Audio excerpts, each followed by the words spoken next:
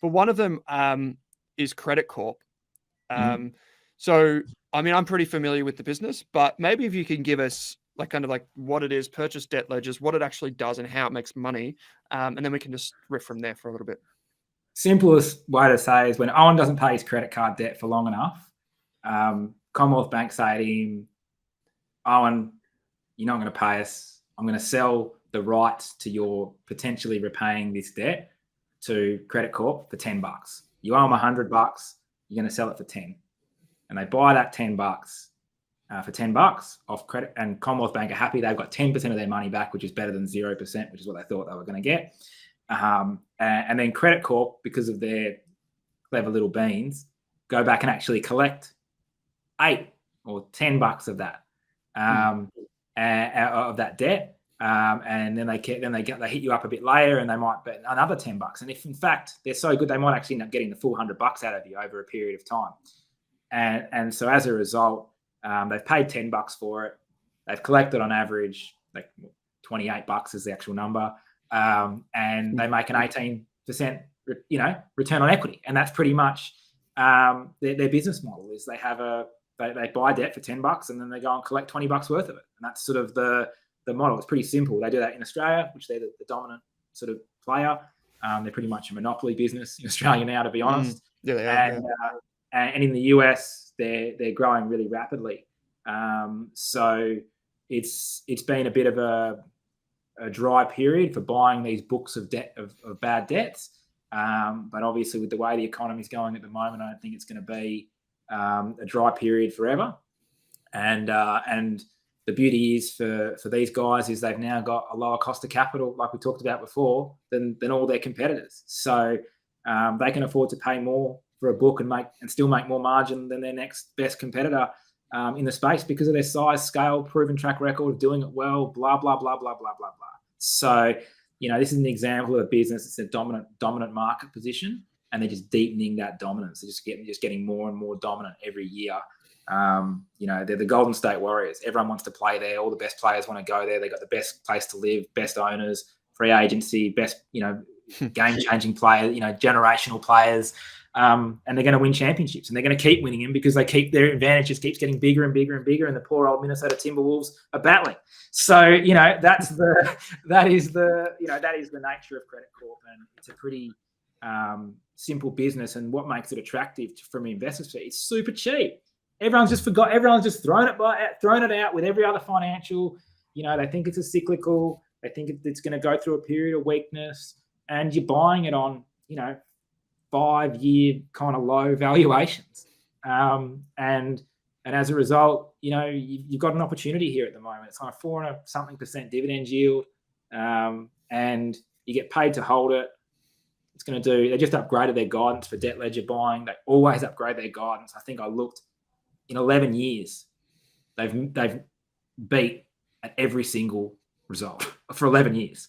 Yeah, right. So they're going to beat at this result. They'll beat at the next result, and they'll probably beat the one after that as well. So I just don't really see this business. They gave really conservative guidance. That's what sort of sent the share price, south, along with the market and a few other things.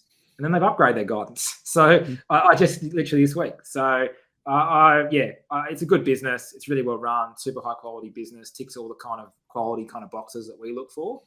And it's pretty rare that you get to buy a business that can do, over the last 5 years, 9% sales growth, 12% NPAT growth, dividend growing at the same kind of rate in a sort of cyclically unaffected kind of market with a dominant position that's only going to get better.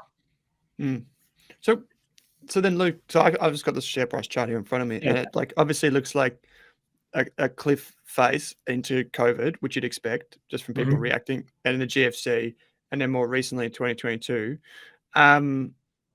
But the thing is, Credit Corp's obviously bought like the books of Collection House, which turned out to be one of those. Do you say Timberwolves? Yeah. And then they bought the book from Radio Rentals / Thorn Group. I don't know what the equivalent would be in the NBA there. Yeah.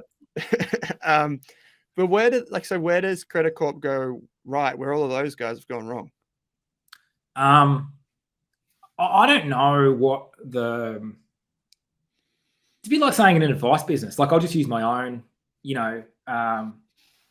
Like our business would make double the margins of other businesses in the sector. Why? I don't know. Like we just do it better.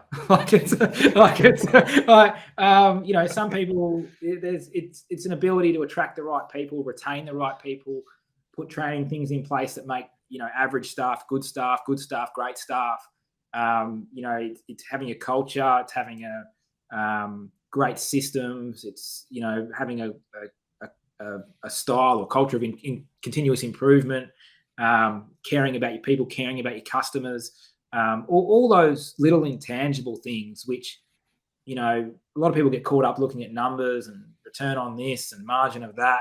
Yeah, but like what you're actually doing is you're demonstrating that. You're demonstrating those qualitative soft skills.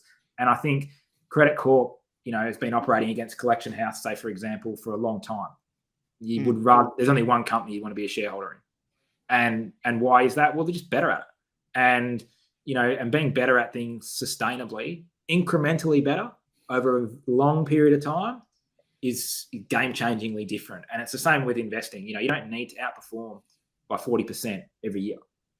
Just tick along 2, 3, 4% every year, but be consistent, have a really good process, understand how you do it, and you'll make money. And I think Credit Corp's that kind of stock. Like, it doesn't have to be, a 10, but not everything's got to be a 10 bagger. Generate a really solid return from a business that you understand really well.